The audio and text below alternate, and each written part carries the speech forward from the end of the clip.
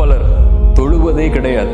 ரமதான் வந்தால்தான் அவர்களுக்கு தொழுகை, அல்லது அவர்களுக்கு ஏதாவது சிரமம் வந்தால்தான் அவர்களுக்கு தொழுகை, அல்லது ஜும்ஆ தான் அவர்களுக்கு தொழுகை. இப்போது இருக்கக்கூடிய நிலைமையை பாருங்கள். குர்ஆன் சொல்லுகிறது, ஃபஹலஃப மின் பஅதிஹிம் ஹல்ஃபுன் அதாஉஸ் ஸலாத். நபியே, நீங்கள் தொழுகிறீர்கள், ஆனால் உங்களுக்கு பின்னால் வரக்கூடிய மக்கள் தொழுகையை பாழாக்குவார்கள். தொழுகையை பாழாக்குதல் என்றால் தொழுகையை விடுதலா? தொழுகையை மறந்து விடுவார்களா? தொழாமல் சென்று விடுவார்களா? ஒருபோதும் அல்ல.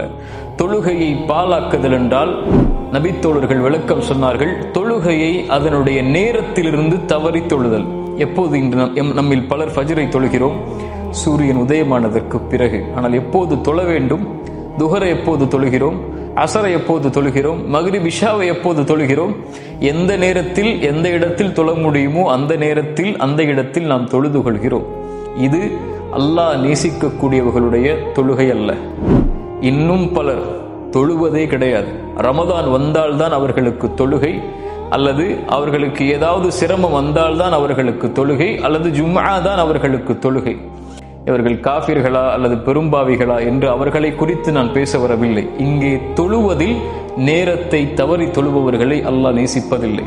நீங்கள் தொழுதாலும் அதனுடைய நேரத்தில் தொழுதால்தான் அல்லாஹ் நேசிக்கிறான்.